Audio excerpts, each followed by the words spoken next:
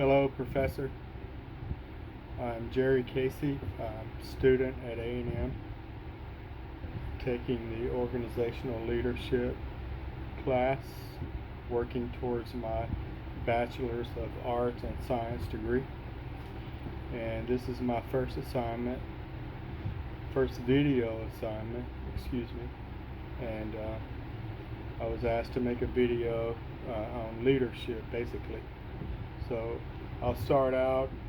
The first question was comment on a favorable or unfavorable leader that you have experienced in any organization.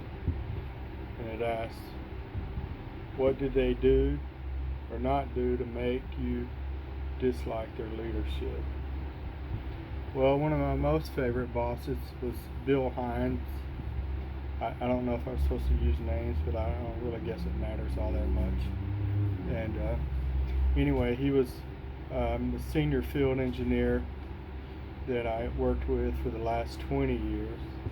He's been retired for about 5 years now, but I really enjoyed working with him. He was very smart, but he was laid back, and he was a teacher.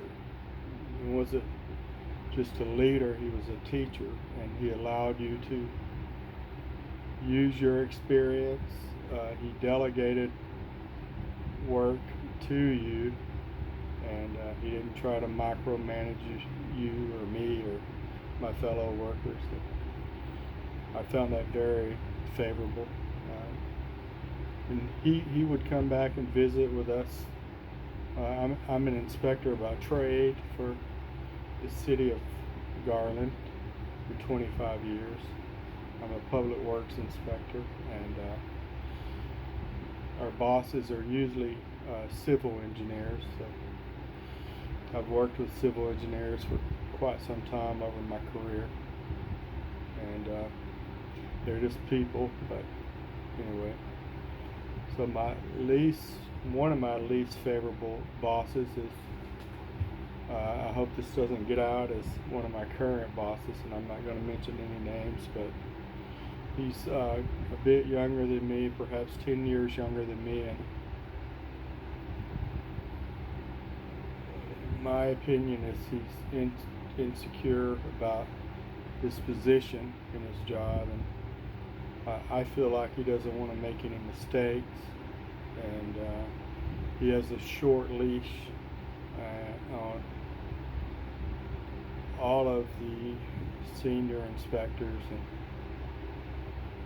And one of the things that turned me off to him right off the get-go was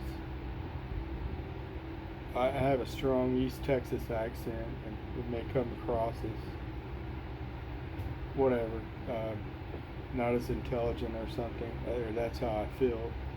And in the beginning, I would be talking to him, and he would literally roll his eyes and shake his head. And to me, that was just very disrespectful. And some of the things lately is he doesn't delegate very well. He feels like he has to be in control of everything, and he's afraid that something's going to go wrong, and quite frankly, it makes me, and speaking for my fellow workers, come across as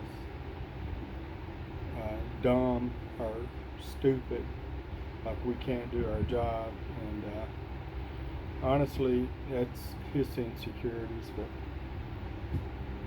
I know that I have to be strong-minded and not allow that to get into my psyche and affect me, but it has over time. But so moving on, so it asked me to describe myself as a leader.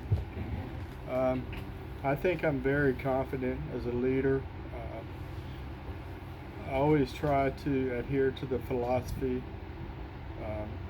treat everybody like I would like to be treated. When I was younger, I used to try to get in there and do the work and show that I could lead by example. And even though my job is not really physical, it's more mental. But I think that I try to be laid back and get along with most everybody. I think people respect me as a leader because I don't get pushed around and I don't get intimidated. I just maintain the course, and if I have to stand firm and stand up for the company that I represent, which is the city, then I just do my job and try to do it respectfully. So the next question is, how would others describe me as a leader? It seems that most over the last 25 years, most of the crews that have worked under me, I get along with most of all the crews, unless they're doing something wrong, and then I have to be somewhat hard on them.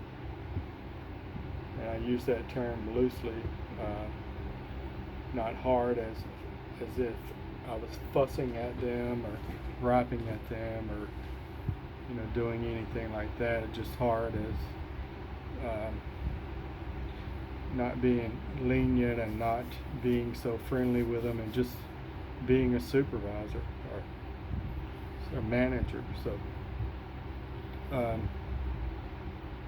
I think one of my downfalls is being short-tempered, and sometimes I get aggravated and speak my mind too much. But describe my ideal leader. My ideal leader would be somebody that's very laid back and confident, and just doesn't take work and everything so serious that they're stiff as a board. I worked with some very cool engineers over the last few years. Yeah, one of them recently passed away, and he was just, I think, the coolest engineer that I'd ever worked with. And anyway, I aspire to be kind of like him. What steps do you believe you need to take, if any, for you to become that ideal leader? I think the biggest thing I need to work on is my techniques about not getting frustrated.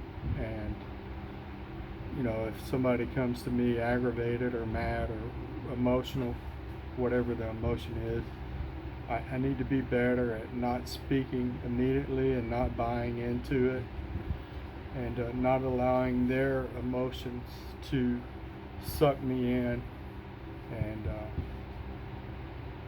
make me behave like I shouldn't, as far as getting agitated at them. So those are some things I need to work on. And anyway, thank you for taking time to listen to me.